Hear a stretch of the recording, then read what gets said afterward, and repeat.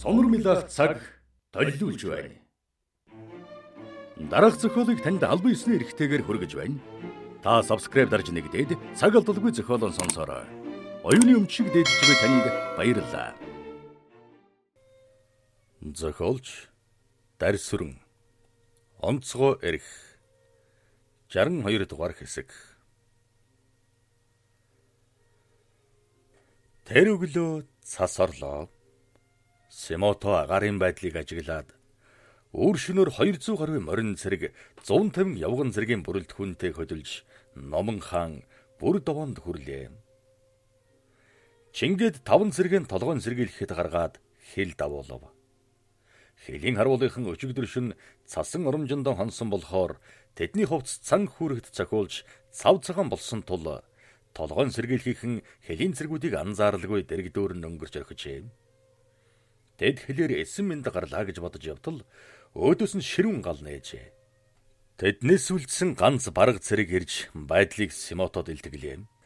Айл цэрэг их хүч байна гэж Симотог асуухад өнөө бараг ноён дэд хурандаа минь маш их хүч байгаа бололтой. Лав хороо цэрэг байгаа. Сум нь бороо шиг шаа гэж байсан гэж сүр бадруулан айлдав. Симото бараг цэрэгийн үгнээс баахан сүрдсэн боловч сэтгэлдээ энэ золиг айсандаа болоод худлаа хэлж байна гэж бодоод тагнуул гаргалаа. Чингэд Симото баргын морин цэрэгийг 2 хэсэг болгож толгойг бүслүүлээд дөрвөн бэр хэртэй газар машинаар зогсоож явган цэргүүдийг давшилтанд оруулав.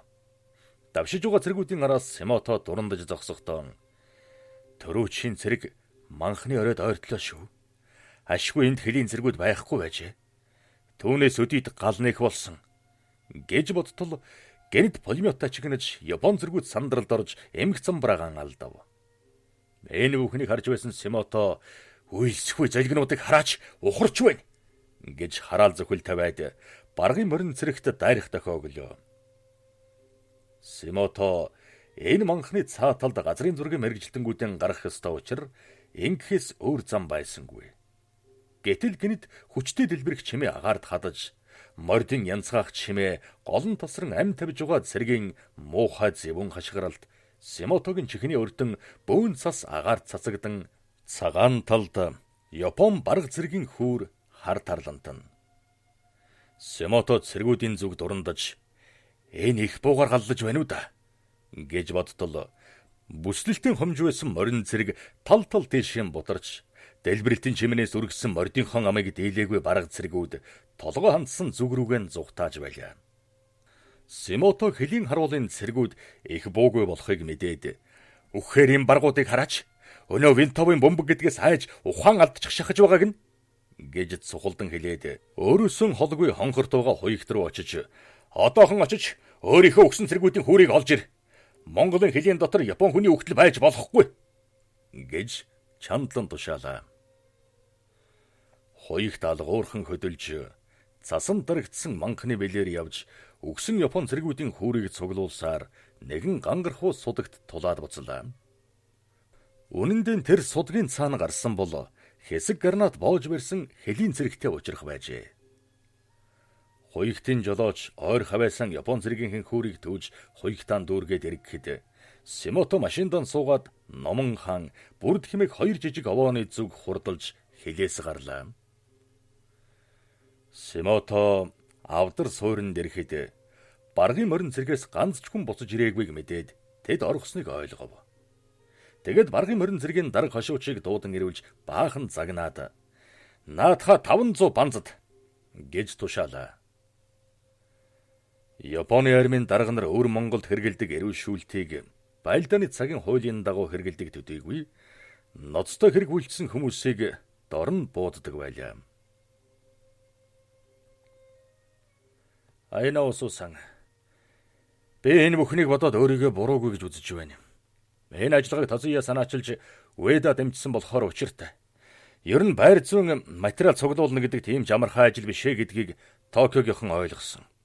Тэгэхээр байр зүүн тодруулалтын ажлыг унагсан явдалд би буруугүй юмдаг. Айна усуу хэмээгдэх гунгаа Симотогийн яриаг анхааралтай сонсож суухдаа Сафрановын ярьсныг санаж хүний нутгийн хөрс хатуу гэдгийг үзэж дэг хэмээн бодоод сэтгэлдээ баяртай байлаа. Халах голын сав газрын байр зүйн тодруулалт хийх даалгавартай Токиогийн мэрэгжилтэнгүүд ганцхан хоосон буцсны дараа Симото Харбинд хэд хоноод Синзин рүү явхад Аяна улсуу гаргаж өглөө. Тэгээд Галтрэгний буудлаас төлөөлөгчийн газар руу очиж Хатогийн туслахтай уулзав. Кака Синзингээс ирэх болоогүй юу? Гэхэд генералын туслах ирэх болоогүй. Танд хэлүүлэх юм байвал над хэлчихээ. Би өнөөдөр уцаар ярина. Гэхэд Аяна улсуу хоригдлуудын ховын хэргийг судалж дууссан. Зарим нэг хүний талаар тодруулахын тулд Кемптагийн шугамар цугларсан материалыг архиваас үзмээр байна. Гэхэд генералын туслах тухайлбал ямар хүнийг сонирхов гэж асуулаа. Би хоригдлуудын дотроос Балиус Харчон гэдэг хоёр хүнийг сонирхсан юм. Балиус нь шоронгоос олдсон. Тэр хүн Харчонтой ямар нэгэн хэмжээгээр холбоотой байсан бол л доо. Харчон Гүнчин банк ухагтаа мэрэгдсэн хүн байсан юм шүү дээ. Тэр жил Тянжингийн Хангал банкныхан Жансвилингийнхаас нэхэд байсан юмдаг. Жансвилиныг баригдсанаас хойш сурган гархан болсон гэж ярилцдаг. Зарим хүмүүс түүнийг өгсөн гэж үздэг юм. Би эрхэмдээд дэлтгэж зөвшөөрөл авч өгье. Харин та Оросын цагаачдын товчоноос Сафрановоос асуугаад үзтээ. Тэдний туршилтууд сургыг гаргаж мэдэх юм шүү. Гэлээ. Аяна улсуу генералын туслахын зөвлөсөн ёсоор Сафрановтай уулзахаар шийдэж ажил дээр нь очлоо. Сафранов Аяна улсуугийн хэрэг зорилгыг сонсоод Харчоныг барина гэдэг бүтэмжгүй асуудал. Барилаа гэхэд санахад Кемптан удирдлагаас сул гэсэн тушаал ирнэ дээ. Миний хувьд гэвэл түүний сургийг дууснаас л цаашгүй. Миний мэдж байгаагаар бол Английнхан түүнийг хайж угаад болсон юмдаг. Манайхны нэг туршуул Английн банкныхантай холбоотой байсан. Тэр Танжин дэх Английн банкны нэг хүнээс Харчоныг Токиогийн Кемптайхан сэмхэн аваачсан байна гэдгийг мэдсэн юмдаг. Би үүнийг үнэмшээгүй юм. Манай нэг туршуул хянганы шоронд байж байхдаа Харчонын сургийг гаргасан байсан. Тэрнтэй уулзахаар хүү явуулсан чинь өнөөх маань хоригдлуудад додуулаад тутгал болчихсон. Ингээд сургийг гаргаж чадлагүй мухардсан юмдаг. Уг нь Разаевский түүнийг их сонирхдаг байсан юм. Ойрын хэдэн жил Разаевский сургалхан болчихсон байна. Харчон амьд байвал шоронд байж мэдэх юм шүү. Чи өөрөө Харчоныг сонирхоо юу? Эсвэл хаатуу даалгавар өгсөн юм уу? Гэлээ. Би өөрөө сонирхсан юм аа. Харин танахаас Номон хаан Бүрдовоо руу явсан газрын зургийн мэрэгжилтэнгүүдэд тусалсан хэдээс ямар сонин дуулдаж байна даа. Тэдний энэ удаагийн ажил бүтээгүй. Тэгээд өөр арга олсон бол л та. Чи яаж мэдэв? Гэж Аяна улсууг асуухад Сафранов Разаевский өнөөгөө намайг дуудаад гарын урд үетэй газрын зургийн томьёо олсон тэмдэг мэддэг ахвалчтай хүмүүсийг олгож тушааж байна. Бодвол хуучин зургуудыг судалж газрын зургийн загвар хийлгэх гээд гарын ур сайтай хүмүүсийг хайж явах шиг байна. Тэгтэн уран баримлч хүн байвал сайн гэснийг яана. Гэтэл Харбинаас тийм оргол олно гэдэг чинь шуудатай цагаан будаан дотроос 10 болохоос дор бололтой. Гэлээ. Сафранов маань би чамд Харбинд байгаа зарим баригдаагүй хүмүүсийн хаягийг өгье. Чи үүнийг өөрийнхөө шугамар шалгаад үнэн эсхийг тогтоогоод над хэлээтгэхээрээ. Гэд Жоо Яввангийн өгсөн хаягийг өглөө. Аяна улсуу энэ хаягийг дархан хочтой хоригдолд үзүүлэхэд тэрээр тоосонгүй. Жоо Явваны өгсөн хаяг үнэн бол дархан түүнийг уншаад айх юм уу сандрах байлаа. Гэтэл тэрээр ямар ч сэжиг гаргасангүй. Ингэхээр Жоо Явваны өгсөн хаяг хуурамч болох нь илэрхий. Нөгөө талаар Жоо Явван хуурамч хаяг өгсөн нь далдлахын тулд Аяна улсуугийн шалгаж байгаа хүмүүсийн араас мөрдөж тэднийг устгавал уул хаягийг хуурамч гэдгийг хинч баталж чадахгүй ажээ. Тиймээс Аяна улсуу уул хаягийг Сафрановын хүмүүсээр шалгуулвал Жоо Явваны хүмүүс түүнийг анхааралгүй өнгөрөх ажээ. Тиймээс Аяна улсуу Сафрановтай хэдэн зүйлийг ярилцаж тохирлоо. Үүнээс хойш 4 хонож байтал Харбины цаг сонинд Эрдэнэ шаазан эдлэлийн цуглуулга худалдаж авах зарлал гарчээ. Тэр зарлалд Баасан гарагийн 15-аас 17 цагт шаазан ар худалдах хүсэлтэй хүмүүсийг хүлээн авах тухай бичснийг уншаад Аяна улсуу холбоочноо Харбин дэрж уулзах болсныг мэдлээ. Чингээд 2 хоноод Харбины төв цэцэрлэгт очлоо. Цэцэрлэгийн зүүн хойд булангийн сандал дээр суусан ойдвин дэргэд Аяна улсуу очиж суухдаа хэдэн жилийн өмнө энэ сандал дээр нэгэн эмгэн суугаад хувийн гар хүлдвэрт хийсэн жижиг шаазан тоглоом зардаг байсныг саналаа. Тиймээс ойдв Аяна улсуутай уулзах албан ёсны уулзалтын нэг газрыг энд сонгон авсан байлаа. Бэлгийн толлын шар баржил шавтрах тохиж байлаа. Өвлийн сүүл сарын хуучтаар шилийн голын чуулганы нэгэн томоохон лам манжин эзэнт хүрний сүүлчийн хаан агсан Пүүгийн лагшинг айлтхан бараалгахаар Синзин хотнон ирлээ. Каван түүний аримын штаб тэр ламын хүсэлтийг хүлээн авч хянасны дараа Пүүитэй уулзуулахар болжээ. Пүүи 3 настайдан манжин хаан ширээг залгамжилсан. Гэтэл 5 настайд нь Синкан хувьсгал гарч түүнийг хаан ширээнээс огцруулжээ. Тэгээд хятадын засгийн газартаа тохиролцсон ёсоор Бээжинд амьдрах болов. Гэтэл 1924 онд хятадын засгийн газрыг толгойлох болсон Фин Юсян Пүүийг хавчин эзэн хааны ордноос зайлахыг шаарджээ. Залуу хаан хятадын занал хийлээс зайлж амьтээхэн эрхэнд Бээжинд дэх Японы элчин сайдын яаманд хүсэлтийн уламжлав. Тэгээд элчингийн байранд хагас жил хоргоцсны дараа Тянжин руу амь зулбан очиж хоргодох болсон юм. Тэр үеэс эхлэн Тозия Дойхара хоёр Японы жанжин штабын даалгавраар Пүүгийн дэрэгдэх хүмүүсийг хянаж алхаа гიშгийг нь ажих болсон. Чингээд Японы армийн 3 хашир Тозия, Итагаки, Дойхара нар түүнийг ансаар 1932 он хүргэсэн билээ. Харин Пүүи Манжурын хаан болсон тэр өдрөөс өнөөг хүртэл Кавантуны армийн генерал Йосикава сүүдэр шиг дагдаг болсон юм. Ламтанг барь зэрэглэн өргөсний дараа Йосикавагийн туслахууд Ламтанг ордноос хөөх шахан гаргажээ. Тэр орой Тозия Юки хоёр Ламтанд бараалгахаар зочид буудалд очлоо. Гэгээн багштан минь, миний өчүүхэн бие Их Монгол улсыг байгуулахын тулд юуны өмнө гадаад Монголын улаантны нөлөөг арилгаж, шашин төрийг хослон баригч наран гэрэлт богд гэгээний 9-р төрийг тодруулан хаан ширээн залах хүсэл сүсгээрэн эцгийнхээ гэрээслэлийг биелүүлэх санаатай бие сэтгэлийн зориулж яваа минь энэ билээ. Сүүлийн жилүүдэд миний лагшин уудаж, ханайд томонд эргэж, үйлс маань нэг л бүтэмжгүй байна. Би бар жилтэй хүн. Жил минь хатуу ордог болохоор жилийн угтах юм уу, дагаж өвчин зовлонд эргэдэг ёртой. Иймээс миний ланчгийг үзэж гайд үтгэрээс салгаж өгөхийг амжилтлангүй гэж Юки алд хадаг барим мөргөлөө. Ламтан эрэг татаж 3-3-аар тоолж үзснээр өөрөөсөө бяцхан судар гаргаж үзсний дараа зааны ясан шоо шившин орхилоо. Усан баржил эхэн хэвлийн харан хуйгаас могой цагт гарч нард хорвоогийн гэгээг харж амжилгүй л усын хоролд өрчсөн байна. Тэмээс шар баржилтайгэн харшлаад ирэхээрэн тун их гайт үтгэртэй юм байна да гэж айлтгахтаа энэ хөөхний талигаа чицгийг тун их алттай гэж жирмийн чуулганы ихэстэйс хүндэтгэн шагшдаг байсан. Тэгэхээр тэр алтыг гай зэтгэр болгож айлдвал миний үгэнд итгэж сүсгэлэг байх гэж бодоод үгээгүй дооцоос аваад эхэстэйцэн хараал шүглсэн шар өнгөтэй үнэт эдлийн гай чамайг ороожээ. Луу жилийн эхэн сараас өмнө түүнийг анх авсан газарт нь хөргөж өгвөл гай зэтгэр чинь харилах юм байна. Тэгэхээр одоо буйны зам бодож аврал гүрэн буулгуулсан дээр гэж айлдав. Гэгээн багштан минь, тэр лайл анчгаас салгах аврал гүрмийг та айлдж хайрлвал ямарсан бол гэж Юки гуйхад Ламтан хойтон жилийн намрын дунд сарын ихээр гэгээн сүмд бараалхаж гомбо гүрийн бүтээл хуруулбал чиний цаашдын үйлст ачтай. Ерөн Абата сайн хаан гомбо гүрийг анх залж Монголд шашныг үндэслсэн болохоор тэр уламжлалыг дагуул чиний үйлс чиний бүтэн. Харин давын өмнө эхэ болсон 6 зүйлийн хамаг амтны тусын тулд ядуус дээдэс хүүхэд нохойноос авахуулаад шавж хорхойгч баярлуулах хэрэгтэй гэж айлдахад Тозиягийн сэтгэлд нэгэн бодол төржээ.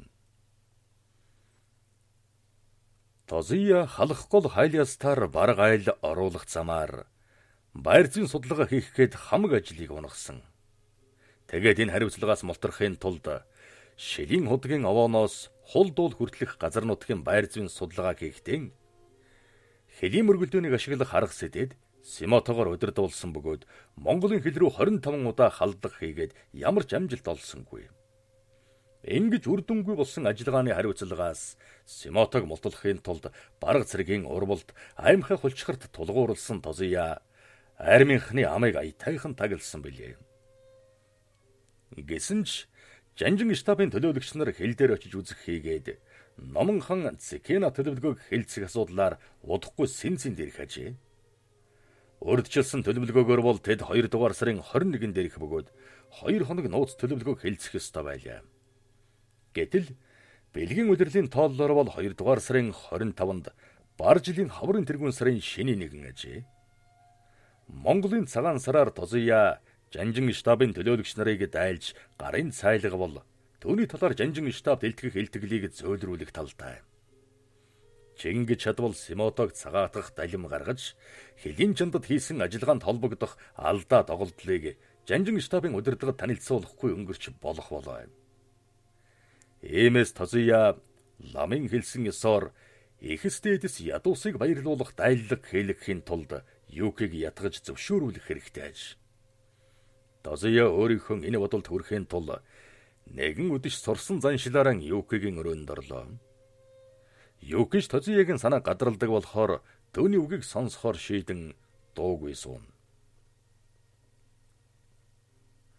Юки минь чи чирнийх ядарч ээ. Би чинь барагтай байна уу? Гэснээр өнөөдөр чинь хуучны толлоор бол хэдний өдрөв гэлээ. Өвлийн сүүл сарын 20 бизтэй гэхэд Тозия 20 гээд амандан юм шимнэгтэн одоо 9 хоног үлдэж байгаа юм аа гэж хэлсэн нь Юкид тод сонсогдов. Аваа та юу гээд байгаа юм бэ? Над юм хэлвүү. Одоо чинь 9 хоног цагаан сар болох юм байна. Ламтны үгийг санаанд ороод л үгүй ер нь цагаан сар хэвэл зүгээр юм биш үү? Чи чинь жилийн угтаад байх шиг байна. Тиймээс цагаан сар хийж жил зүгэн үзүүлсэн дээр байхаа. Бас тэгээд эхс ядуст өглөг өгсөн дээр биздэ гэж аятайхан аргадангүй хэлж ятгалаа. Аава та яасан сайн бэ? Дандаа миний төлөө санаагаа зовоож явах юм. Би талигачаас хойш цагаан сар хийсэнгүй. Ер нь цагаан сар хийж сан тавиулж даллах жахуулъя. Одоо 9 хоногт юман бэлдэж амжин шүү дээ. Харин армийн штабынхаас хин хэнийг өрхөв гэлээ. За би нэрийг гаргая. Жанжин штабаас Синцэнд хүмүүсээр нь тэднийг ч гэсэн өрсөн дээр. Тэд нар халах голын байлдааны төлөвлөгөөг хэлэлцэх юм. Би чамд хэлэх гээд мартчихсан байна. Халах голд явуулах ажиллагааг Вэйдагийн саналаар Номон хан Цикена Бопатсо буюу Номон хааны ажиллагааны эхэл гэж урьдчилан нэрлсэн. Үүнийг ердөө хэдхэн тооны хүмүүс мэдж байгаа гэж сайрхан хэлэхдээ хэдэн хүний хэмжээнд мэдэгдэж байгаа нууцан хэлэхээс ч ботсонгүй. Аава тэгвэл Жанжин штабынханд цагаан сарын бэлэг бэлдэх хэрэгтэй. Тэгвэл нүүр улаалгахгүй дөрвтойхон бэлэг барих юмсан гэхэд Тозия Юкигийн саналыг дагуулж одоо чинь алтан цаг үнэтэй бэлэг шүү дээ. Харбины герман худалдаачтай ярилцаж Швейцараас алтан цаг авчруулж амжих байх шүү гэхэд Тозиягийн саналыг зөвшөөрсөн Юки тэгье. Та герман худалдаачтай ярилцаарай гэлээ. Тозия юм бүхнийг наривчлан боддог болохоор түүнийхэн үр дүнг заавал гаргадаг. Тиймээс цагаан сарыг яарвчлан бэлдүүлсэн нь талаар өнгөрсөнгүй. 1939 оны 2 дугаар сарын 23-ны өдөр пүрэв гараг. Хүйтний ирч бураад Синцэн хотын өндөр барилгын эвэр газрын цас хайлж тарландав. Квантуны армийн штабын хашаанд өглөөнөөс хойш олон машин ёслолын жагсаалд оролцож байгаа юм шиг эгэнсэн байлаа. Армийн удирдагчийн өрөөнд өвөр Монголд байгаа тусгай дивизийн дарга нар Долнуур, Жэхэ, Хаалган, Харбин, Мөгдөнгөөс ирсэн генералуудад цуглжээ. Цонхны дагуу зассан урд ширээг тойрч суусан дэдгэрийг Квантуны армийн удирдагч Вэйда толгойлж, түүний баруун гардалд 5 дугаар армийн Дойхара, Тозия, Манжурын эзэн хаан Пүүигийн зөвлөх Ёсёкава, Хато, Комацубару нар заларчээ. Урд ширээний өмнө томсгсон масштабтай газрын зураг өлгсөн агаад Тэр зураг нь Бөөрнүүраас Эрсуул хүртэлх газар нутгийг хамаарчээ. Газрын зураг дээр Шилийн хотгийн овооноос Хулдуул хүртэлх газрыг дөрвөлжилэн онцолсон байлаа. Тэр зургийн баруун талд Баянтүмэн хавийн газрын зургийг өлгсөн агаад түүний баруун булан дээр Хирагана үсгээр Чигчирак гэж бичсэнийг аживал эзэнгүй нутаг гэсэн үгнээс гаралтай хураангуйлсан үг байлаа. Энэ зургийг 1923 онд Жанжин штабынхан боловсруулсан бөгөөд Монголын зүүн хязгаарын 3 баян уулын ойр хавийг тэмдэглэж түүгээр цагаан тангуудын томоохон хэсгийг оруулсны дараа Японы армийг Монголд илгээхэд зориулсан ажиллагааны зураг байлаа. Энэ зургийн доохон талд нэгэн зурмал газрын зураг өлгснийг аживал Сэцэнхан аймгийн захын Давангийн хошуу нутгийн зураг болоо. Үүнийг Пөөгийн зөвлөхийн тусламжтайгаар Манжин хааны архиваас олжээ. Газрын зургуудын доохон талд уртаараа нь 5 м, өргөнөөрөө 3 м хэмжээтэй модон хашлага бүхий Товаймал загвар дэлгэн тавьсан нь газрын зурагт түшиглэж хийсэн макет байлаа. Байр зүйн зураг түүний Товаймал загварын талаар Жанжин штабын нэгэн дэд хурандаа тайлбарлан ярьж тодруулалтын ажлыг дөнгө нэлдэг байв.